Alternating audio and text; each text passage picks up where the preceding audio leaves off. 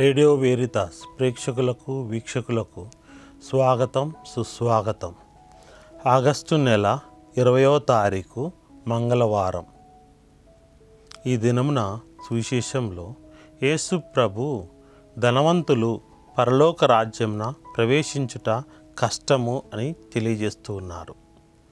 నిన్నటి దినమున యేసు ప్రభు వద్దకు ధనవంతుడైనటువంటి యువకుడు వచ్చి నిత్య జీవం పొందుటకు నేను చేయవలసిన మంచి పని ఏమి అని అడుగుతూ ఉన్నాడు. అయితే యేసు ప్రభు ఆ ధనవంతుణ్ణి నీకున్నటువంటి ధనమును పేదలకు పంచి వచ్చి నన్ను అనుసరించమని చెప్పారు. కానీ ఆ ధనమును పేదలకు పంచి ఇచ్చి యేసు ప్రభుని అనుసరించాలనుకోలేదు కనుక అతను బాధపడి వెనుకకు తిరిగిపోయినారు. ఈ సంఘటనను దృష్టిలో పెట్టుకొని యేసు ప్రభు ఈ దినమున సువిశేషంలో ఈ మాట అంటున్నారు, ధనవంతుడు పరలోక రాజ్యమున ప్రవేశించుట కష్టము అని. అయితే యేసు ప్రభు ఆ మాట చెప్పేసరికి అక్కడున్నటువంటి వాళ్ళందరూ అయితే పరలోక రాజ్యమున మరి అట్లైనా ఎవడు రక్షణను పొందుతారు, ఎవరు పరలోకంలో ప్రవేశిస్తారు అన్నటువంటి మాట వచ్చింది. అయితే యేసు ప్రభు అన్నాడు, ఇది మానవులకు అసాధ్యము కానీ దేవునికి సమస్తము సాధ్యమే అన్నారు. కనుక ప్రియ స్నేహితులారా, ధనము మనకు నిత్య జీవాన్ని ఇవ్వలేదు, ధనము మనకు రక్షణాన్ని ఇవ్వలేదు. మనకు కేవలము యేసు ప్రభు మీద ఉన్నటువంటి ప్రేమతోటి యేసు ప్రభుని మన రక్షకుడిగా మనం విశ్వసిస్తే తప్పకుండా మనకు రక్షణ లభిస్తుంది, మనకు నిత్య జీవం లభిస్తుంది, పరలోక రాజ్య వారసులమవుతాము. కనుక ప్రియ స్నేహితులారా, ధనాన్ని కలిగి ఉండడంలో తప్పు లేదు, కానీ మరి ధనాన్ని కలిగి ఉన్నప్పటికీ యేసు ప్రభువుని విశ్వసించడం చాలా అవసరము. కనుక ప్రియ స్నేహితులారా, యేసు ప్రభు ఈ మాటలు చెప్పినప్పుడు అక్కడ ఉన్నటువంటి యేసు ప్రభు యొక్క శిష్యులు వాళ్ళు ఏమంటున్నారు, మీకోసము మేము ఇదిగో మా గృహములను, సోదరులను, సోదరులను, తల్లిని, తండ్రిని, పిల్లలను, భూములను అన్నిటిని విడిచిపెట్టి వచ్చాము అని అంటున్నారు. దానికి యేసు ప్రభు ఏమంటున్నారో తెలుసా, నా నిమిత్తము గృహములను కానీ, సోదరులను కానీ, సోదరులను కానీ, తల్లిని కానీ, తండ్రిని కానీ, పిల్లలను కానీ, భూములను కానీ త్యజించిన ప్రతివాడు నూరంతలు పొంది నిత్య జీవమునకు వారసుడగును.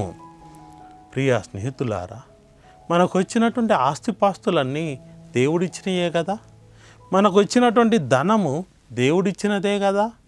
ఆ దేవుడిచ్చినటువంటి ధనాన్ని చూసి మనము ఆ దేవుని మర్చిపోతే ఎలా? మనకు ఆస్తులు అంతస్తులు సమకూర్చి పెట్టినది ఆ దేవుడే కదా. ఆ దేవుణ్ణే మనం మర్చిపోతే ఎలా? అందుకే యేసు ప్రభు చెబుతూ ఉన్నారు, దేవునకు సమస్తము సాధ్యమే అని. మనుషులకు అసాధ్యము. మనము ధనాన్ని చూసుకొని మురిసిపోతాము, కానీ ధనాన్ని ఇచ్చినటువంటి ఆ దేవుని చూసి మనం మురిసిపోవట్లేదు. అందుకే ధనవంతులు పరలోక రాజ్యమున ప్రవేశించుట కష్టము అని యేసు ప్రభు చెప్పారు. కనుక యేసు ప్రభు చివరిగా చెప్పినటువంటి మాట, నా నిమిత్తము మీరు వేటినైతే త్యజిస్తూ ఉంటారో, వేటినైతే విడిచిపెడుతుంటారో వాటన్నిటిని మీకు అనుగ్రహింపబడుతున్నవి, మీకు నిత్య జీవము అనుగ్రహింపబడుతుంది అని యేసు ప్రభు చెప్తూ ఉన్నారు.